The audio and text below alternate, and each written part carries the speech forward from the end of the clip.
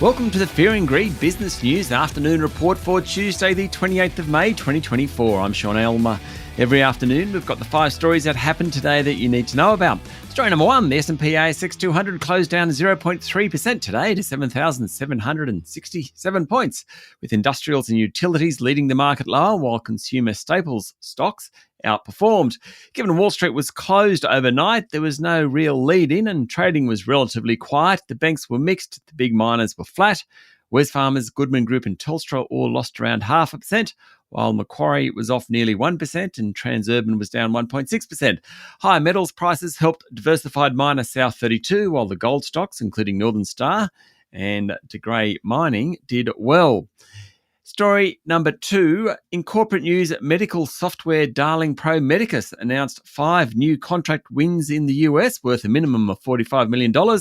That sent its share price up 1%. Southern Cross Media said it's considering an Australian community media proposal that Southern Cross buys ACM assets, including a portfolio of 14 of its daily print and digital news publications, key regional and metro titles, and its agriculture division.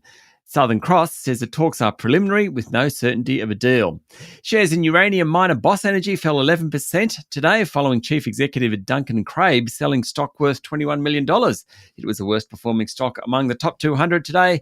And Westpac-owned mortgage broking franchise Rams Financial is under investigation and could face penalties related to home loans written over a 4-year period in which franchisees might have flouted credit rules, including around responsible lending.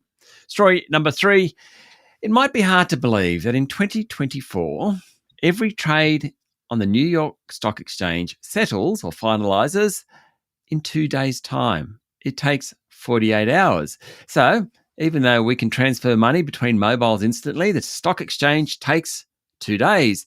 That is until this week. It will change to 24 hours, or as it's known in the industry, T+1. It used to be T+1 until the 1920s when the volume of trading surged. Suddenly it became T+5. Following the Black Monday crash in 1987, it went down to T+3, then T+2 in 2017.